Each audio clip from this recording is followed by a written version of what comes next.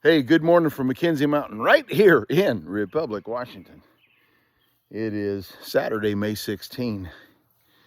Beautiful morning, about 40 degrees right now outside. Rained just a little bit earlier, but clouds broke a bit, and so I've got a touch of blue sky ahead of me, above me.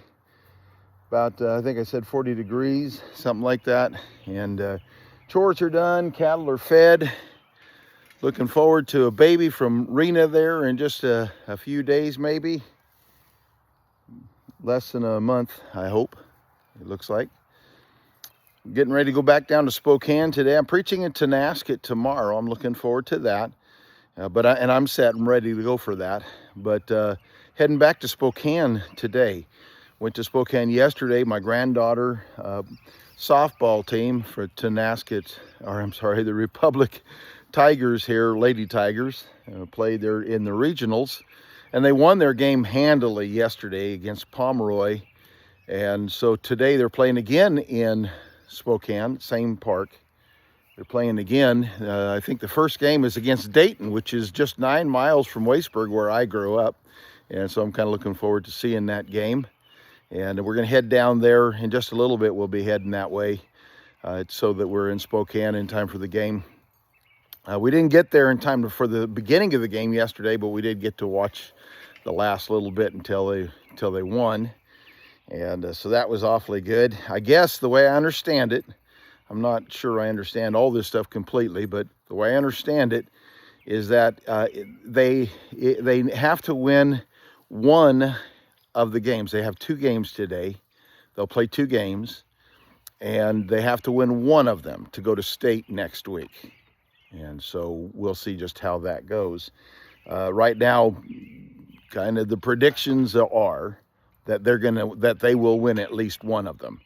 And then so depending upon if they win both, it all just to play, it just puts them whatever place they're going to be at state next week, who they'll play against.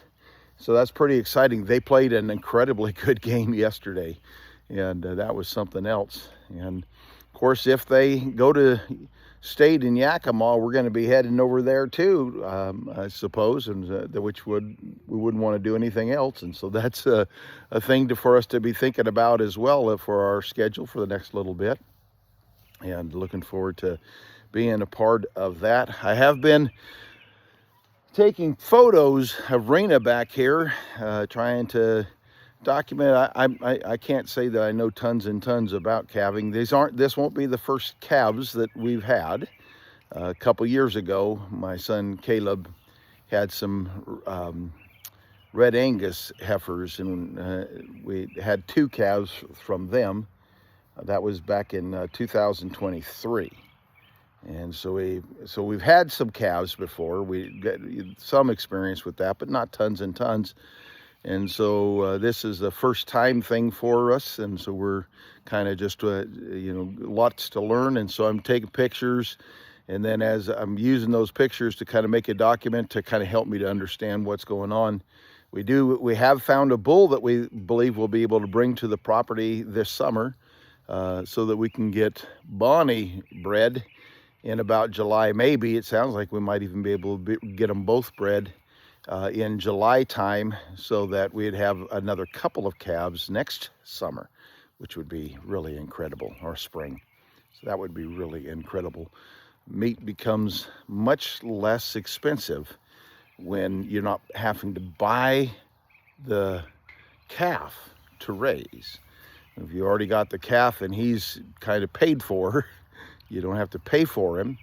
Then all of a sudden feed, and then if you're able to do your own butchering, which it's just a matter of time, whether we have the time at the right time of year. If we have the time to be able to do the work, we know how to do the work ourselves, and that saves a ton of money. Otherwise, we just hire a slaughter and a butcher from Tonasket. There's one in Tonasket that's real good.